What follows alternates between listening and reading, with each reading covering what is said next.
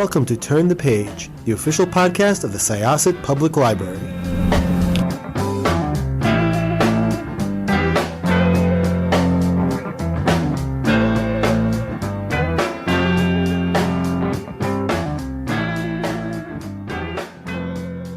Hello, everyone. Welcome back to Turn the Page. I'm your host today, Jen, and I am joined by a comics creator who has written a work that I have really just been obsessed with the past week. It is so much fun, and I am so excited to talk about it. Hello, welcome to the show. Could I ask you to introduce yourself and your book, please? Hello, my name is Luke Milton. I'm here in Australia, and I'm talking about my debut graphic novel, Animals Rule This Land. It's so much fun, and I have so many questions about it, especially its origins, because I feel like it reminded me of a game I played when the pandemic was Yeah, I think a game that we all played yeah. during the pandemic. I think that was the only thing anybody was doing. Yeah, it was a universal experience. So could you tell us a little bit about your journey toward this graphic novel? Yeah, when did you start it? And sort of, yeah, what was your process? Yeah, it was during the pandemic, and as we alluded to, I think we can say it, like everyone was playing Animal Crossing. And I think we're all experiencing different types of isolation. And I started to think about, even though that game has this very sort of cute exterior, I think there's still something like quite lonely about it as you trudge around that world doing things with animals that you don't really connect with in any sort of proper way.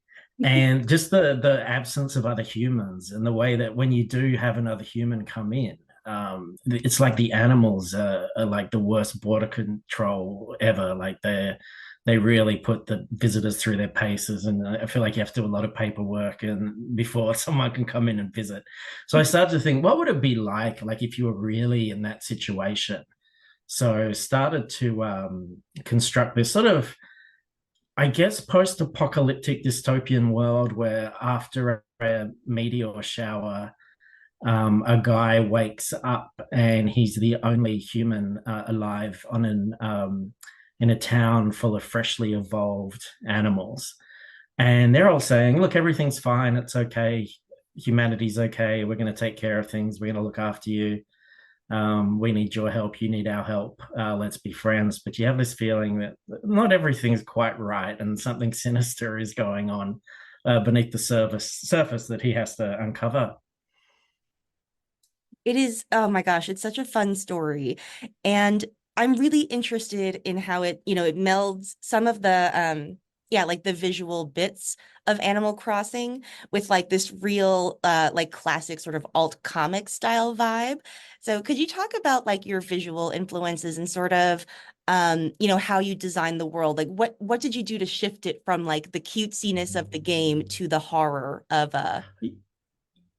Yeah, because I didn't want to do like I don't consider it as a parody. I think like it's its own thing, and there's certainly no one for one kind of parody with the characters or the situation.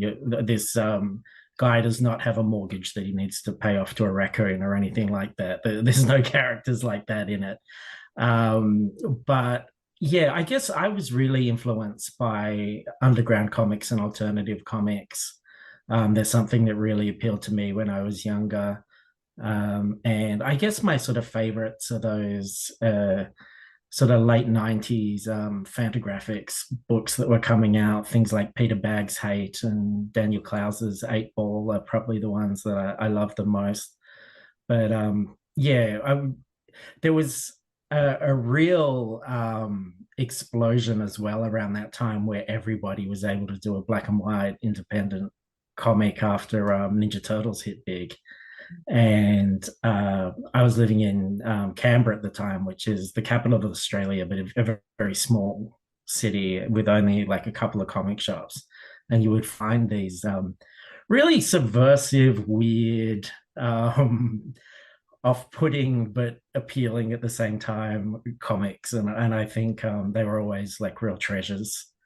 And you had to, pre-internet, you sort of had to piece together the history and relationships between all these artists and sort of what was happening. So Yeah, that's definitely had an effect on me. And I have been told, even quite recently on Instagram, that my work is unsettling and off-putting to look at. So I'm going to just wear that as a badge of honor, I think, at this stage.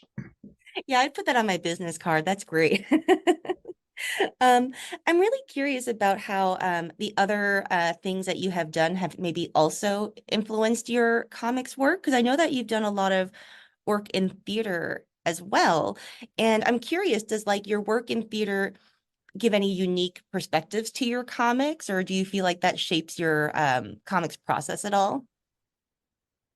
I think primarily I'm a writer, Mm. and writing's the thing that I've studied and I'm really interested in. So I did do 5 years essentially of writing at university, and it was the writing that got me interested in theatre as opposed to any other aspect. I actually went in to do film, but what I discovered was I love the immediacy of theatre, and you just had a lot more freedom. I think in film we were writing 5 minute films, which we were, making over a 5 week period, and then 20 people in a class would see it. Whereas in theatre, you could do a run of shows and people would watch them, and they could be quite substantial works.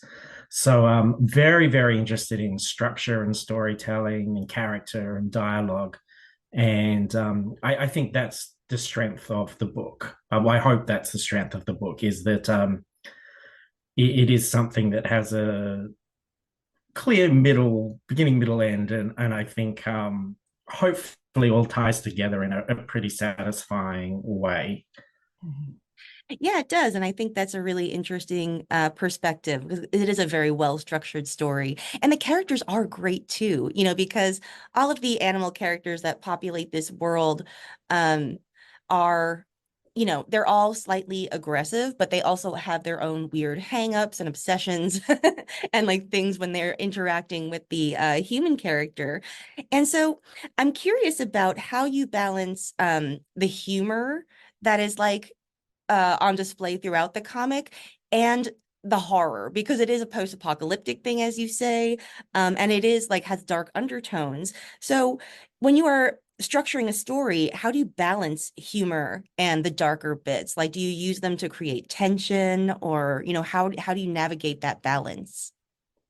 I think I when I start to come up with the story, I have ideas of little sequences that I want to do, like the bit where the dog kidnaps him and wants him to program his microwave, which he thinks is a video game console, was something I had really early on that I wanted to do. And then I think also I had an idea of what the real story, what was going on with the motivation of the animals and what was happening underneath. And you just sort of mix those things together. But what I really love it is when those happy accidents happen where you do a scene early on and you think, this is just great comedically, this works, it tells us about the characters, but then later on it actually informs something that you go, oh, I can call back to that in a way, and that can actually advance the plot in a way. And I think the other thing as well is not being precious about the characters. Although I would love, something like this to be like anyone, I would love a TV series or whatever. But this isn't a TV series, so I could kill whatever character at any time and really mess with expectations. And I think, there are characters that I love in that book that don't make it to the end. But for me, that was part of the horror, where you are having these light moments, but then suddenly reminded that there's actually a lot of at stake for these characters. Mm. Yeah, it's really interesting because I think it's easy to think of humor as perhaps undermining horror, but it can actually really enhance it, I think, because it can distract you for a second while something darker creeps up on you. And it can like alleviate tension after like a scary scene. I'm just really interested in how those two things work together, because they're both like kind of about timing, and playing Yeah, expectations. but I think, people, and this is the same for characters. If you're, drawing upon people, even if, they are animals in this case, are funny. Like, you think, if I'm in a situation with a group of people that I know really well, or maybe even someone, I even like, work situation or something, when you're suddenly around people that you wouldn't normally hang out with, your reaction in these situations is probably going to have a degree of humor there. That's, and I think a lot of horror, straight horror, is written really straight, and everybody's really just sort of laser focused on what's happening and really serious all the time. And that's just not my experience when hanging around people and then being around people. So I tend to, like, I structure it out. I know where everything has to go, but then I let the characters just play within that. And sometimes, like, I'm not planning to dispatch a character or make a major change to a character, but that just seems like the right thing to do. And you think, well, why not do it? Like, if that's gonna have the most value to the story, why not? Yeah, just take that chance. And I like to escalate things. Yes, yeah, it escalates really beautifully. I'd love to talk about some of the ways that you use the animals to explore like very human foibles and flaws. In particular, I'm thinking about Lulabelle and her bread obsession, because it's like it Yeah. plays on like very human sort of tendencies towards wanting to do things that are bad for you and having vices, but it's also very inherently like a duck characteristic, like it just plays Yeah. like the human and the animal aspects well. So yeah, like what do you feel like you were exploring about humanity through the animals? Yeah, I think maybe it's about or maybe I'm only thinking about this now, but I think it's in there. Like, I think it's about how we're all very instinct based, and will ultimately all that matters, despite all the comforts and rituals and things that we sort of build around ourselves in everyday life, um, really just that base survival instinct, and those things that you want and you want now are what drives us. And I think for the human character there, the animals, through their eyes, we see how a lot of the things that he takes for granted in life are actually quite silly and quite unnecessary. And we see how he doesn't cope very well once that structure kind of is taken away from him. And then I think at the same time, there's this other level where at the beginning, you're seeing animals wearing clothes and holding clipboards and things and saying, look, we're people just like you. But he begins to see that they can't fight their instincts, like their animal behavior is coming through in those times where he observes things that he wasn't supposed to see, and realizes that yeah, they are animals too. And he's becoming more sort of animalistic as well, I guess, as it goes through.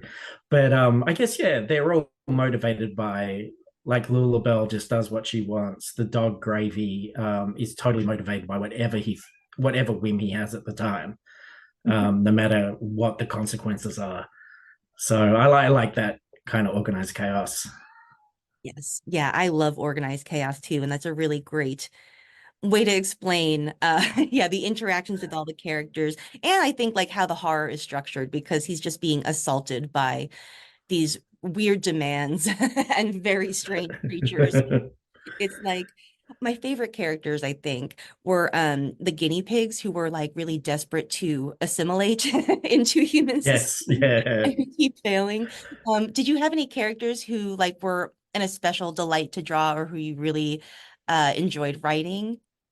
The like worst characters are always the most fun to write, like in terms of their behavior. So I loved writing the dog Gravy, because I think even just when his little face pops up over the fence the first time, you know that it's not going to end well, like that something horrible is going to happen there. And he's so random, and I have a lot of fun um, playing around with where he can go and what his viewpoint is. So, like, you have ideas about what's actually going to happen, but then I think, like, minor spoiler, he steals a car at one point, and that idea where he decides he loves the car so much that he's going to rip out the brakes because they're not going to need it anymore. They're just going to need the accelerator because they're going to drive around forever and they're going to hunt for food through the windows of the car using homemade spears. Is just him like just really committing to an idea that he could just as easily throw away soon after. Yeah, oh my gosh. Yeah, it's really great to see them like just walking around with like zero attention to consequences, because they've just gained all this knowledge really quickly, like through Yeah. this apocalyptic process. Um, yeah, it's just so much fun. And I'm wondering, like, do you have any more graphic novels in you? Are you going to keep working in this space? Oh yeah, absolutely. Now that's something I definitely want to do. Very, very keen to do more books if people will have me. I have written another book, which is a comedy science fiction book called "He Lost His Keys in Space" about Earth's worst ambassador ever, who returns from a 12-year mission only to discover that he lost his keys somewhere along the way. And he has to go back and revisit all the planets he went to and see the consequences of all his actions after a period away. And I'm about 80% through a third book script-wise. So, and I'm really happy with that, how that script shapes up. The Keys one is quite episodic, but it does all tie together. I sort of feel like it's like a TV series in comic book format, whereas the other one's more of it's still like a dark comedy, but more of a kind of tightly constructed thriller in the way that I hope Animals is. So yeah, I would love the opportunity to have all those happen and to be able to share them. So hopefully this is the start of something. And that would just be, yeah, amazing. I would love to. I've got lots of stories I'd love to tell. Nice. Yeah, I'm curious actually, because I know you've also worked in like the webcomic kind of space too, right? Doing serialized stuff. Yeah, I've done bits and pieces. I worked on a comic called Glorious Bounty with a Perth artist called Grug, who did the art, and I just wrote it. Which is something else I'm kind of interested in as well. I love writing and I write quite quickly, and that's where a lot of my experience is. So I would also love to, like, I'd love to do something crazy, like write a issue of Howard the Duck for Marvel or something like that. I think that would be amazing. So yeah, I do like the writing, and that was something, yeah, where we did a series about called Glorious Bounty about some very terrible bounty hunters. That was a sci-fi thing as well. And it was just that idea of looking at those side characters in Star Wars, the ones that have action figures and merchandise, but they're on screen for about a second. And you just look and you think, what is this lizard guy and a robot and this other weird bug guy? Like, what do they talk about when they're sitting on the ship on the way to a mission? Like, what are these like? And that guy that looks like he's got toilet paper wrapped around his head. It's like, what is their deal, and how do they? What's their domestic life like? So they're the sorts of questions that I'm always really interested in, sort of projecting on. That's awesome. Did you find one form to be more challenging than the other, like structuring a whole graphic novel versus writing something like ongoing? No, not really. I think it's a similar sort of thing. And I played around when I was doing theater, I played around with formats a lot as well. Like one of the independent theaters in Perth here started to do 3-week seasons. And I thought, wouldn't it be great rather than do the same show for 3 weeks? I'm going to take these characters and I'm going to give you a different show each week. So you come back for 3 weeks and you get to see these characters develop over time. And we do a sort of essentially like a 6-episode TV show is what we tried to do. So we had 2 episodes a week so I've been very interested in developing characters and running with characters. And I think even with Animals, there's a lot of mileage in those characters still. Like there's and a lot of new characters that could very easily exist in that world. So I do have a concept for not like a direct sequel, but kind of a sort of follow up, which expands that world a bit. But I don't want to get ahead of myself at this stage. I think because maybe no one wants to read it. I don't know. They do. But yeah. I think there's a lot of scope with all these characters, all these stories to kind of spin off in interesting ways and tell different parts of it. I think so too. And I'm very excited to read what you do next. And I hope that you will consider coming back to the show to talk about those. I would absolutely love to. Thank you so much for joining us. It's been really great. Yeah, I've had a lot of fun. Thank you. No problem. Listeners, it's your turn. Please check out Animals Rule This Land. By the time that you hear this, it will be out in the world. So go to your favorite comic book store or independent bookstore or library if you like to go to libraries and check it out. I think you'll really like it, especially, you spent the pandemic like we did. And other reasons as well. There's so many reasons to love it. Thank you so much for joining us, listeners. It is now time to close this chapter. It's time to close this chapter of Turn the Page. Join us for the next episode.